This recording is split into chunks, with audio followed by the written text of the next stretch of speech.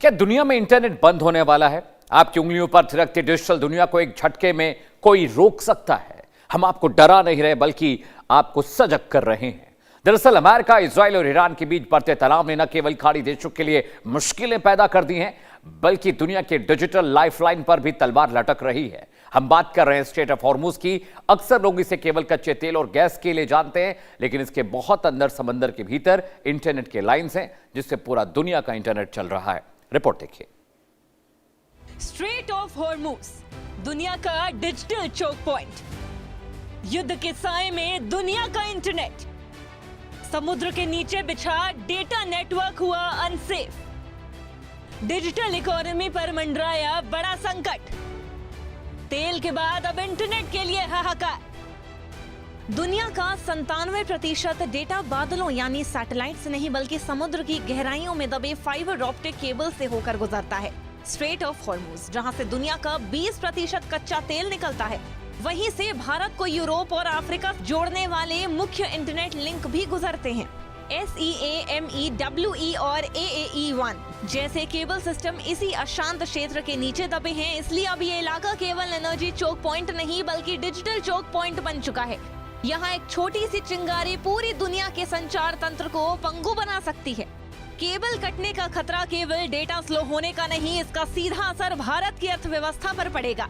भारत आज दुनिया का IT हब है और हमारा आउटसोर्सिंग सेक्टर पूरी तरीके से लो लेटेंसी यानी हाई स्पीड इंटरनेट पर टिका है।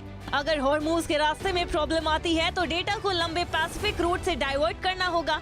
इसका मतलब है देरी, और डिजिटल दुनिया में कुछ मिली सेकेंड्स की देरी का मतलब है अरबों का नुकसान।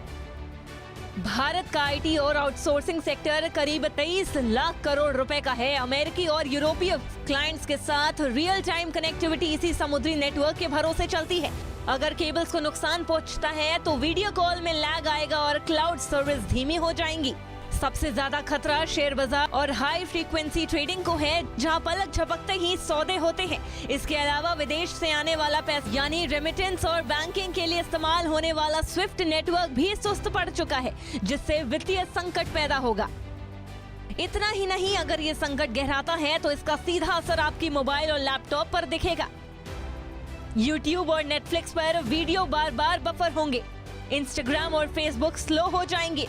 वीडियो कॉल्स में आवाज और वीडियो अटकने लगेंगे। ऑनलाइन गेमिंग में लैग बढ़ जाएगा। क्लाउड सर्विस धीमे पड़ जाएंगी। भविष्य की चुनौतियों को देखते हुए भारत अब वैकल्पिक रास्तों पर निवेश बढ़ा रहा है। स्टारलिंक जैसी सेवाएं बैकअप के तौर पर देखी जा रही हैं। ऐसी अंडरसी केबल्स बिछाने की योजना है जो संवेदनशील क्षेत्रों को बाईपास करे। कई रास्तों से डेटा ट्रैफिक भेजने की रणनीति अपनाई जा रही है।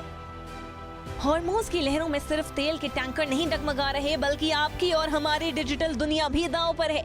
ये युद्ध सिर्फ दो देशों के बीच नहीं बल्कि ग्लोबल सप्लाई चेन और डिजिटल इकोनॉमी के खिलाफ एक बड़ा खतरा बन सकता है।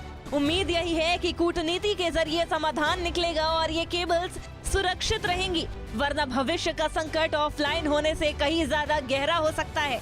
फिलहाल हॉर्मुज का संकट तेल की कीमतों से कहीं ज्यादा डिजिटल दुनिया की धड़कनें बढ़ा रहा है। ये साफ है कि आधुनिक युद्ध अब केवल सीमाओं पर नहीं बल्कि समुद्र के नीचे बिछी इन तारों पर भी लड़ा जाएगा। वही सवाल ये भी है कि अगर युद्ध नहीं थमा तो क्या दुनिया अपने डिजिटल सिस्टम को बचा पाएगी? Bureau report, India news.